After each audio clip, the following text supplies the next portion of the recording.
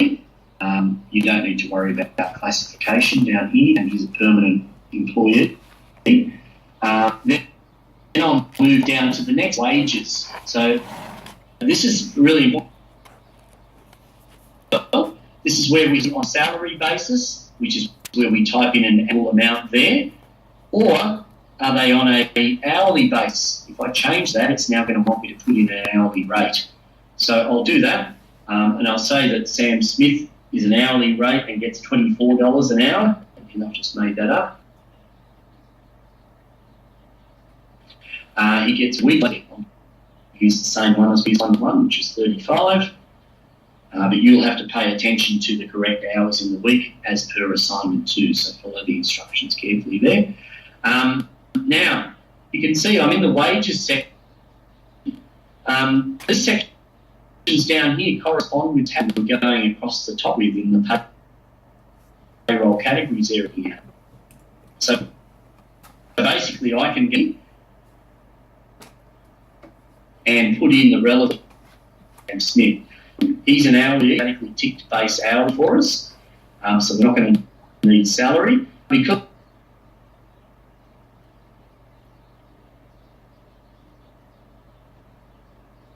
he's hourly, the one's on now because I've deleted that, but if we had that there, we could tick that one as well. So they're the items I'm going to choose as wages for Sam Smith. Then we're going to click on the superannuation. And again, I was looking at in the payroll, I'm going to tick because small employees have to have that. That's all I'll need for him. We'll say that he's going to accrue sick leave holiday, so I'll tick those. Under deduct, say that Sam's a deduction for a union fee, I'll tick that. And remember, we can create extra ones there if you're asked to do that in the assignment. I'm going to say under employer expenses that we have work cover, and under taxes, this is where we can be. And this is also very important where we specify the tax table that we're going to be using for Sam. Is it tax-free threshold?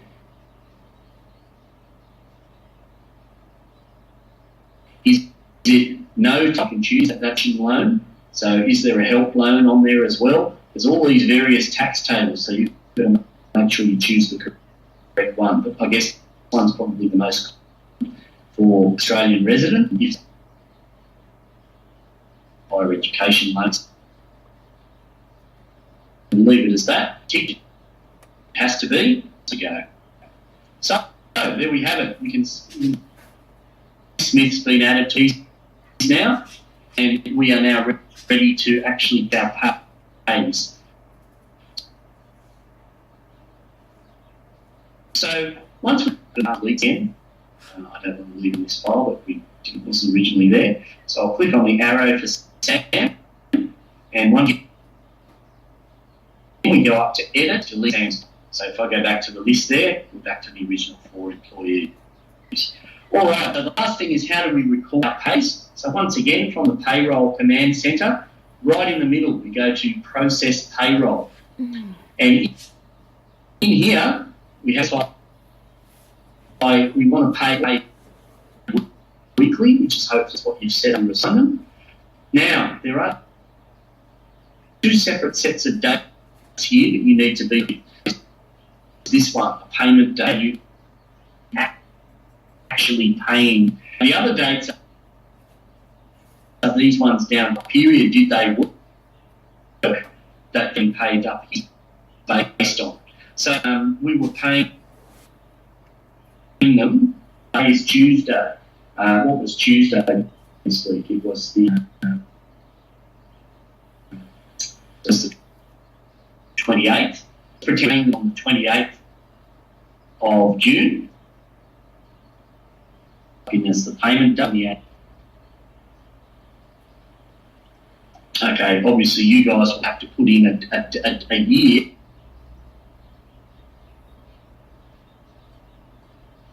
That fits, so it's not the 2016 bill file. the current financial year of 2016. But you guys will have set it up that way, so you won't have that problem. Okay, so your payment date will be the 28th of June. But then what you'll have to put in is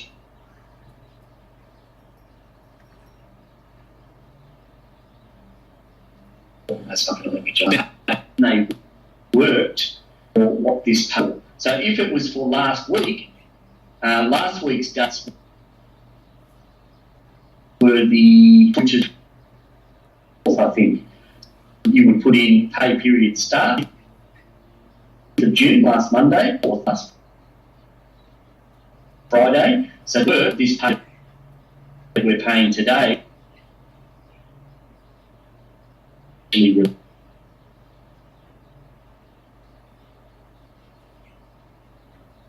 relates to. So you'll just be able to click next then and go in to actually process the pays from there.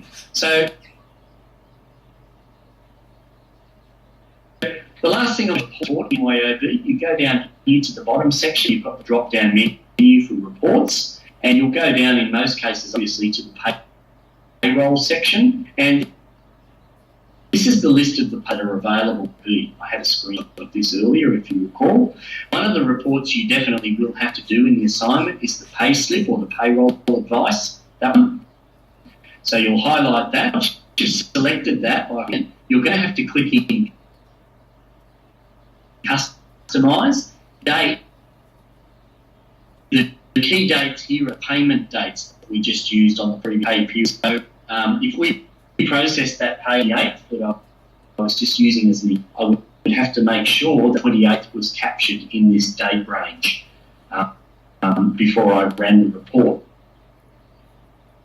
Then when I run the report, I can then have it sent to PDF down here, and I can then save the report as a PDF and rename it and include it on my computer ready to upload with my assignment when I'm finished and ready to submit.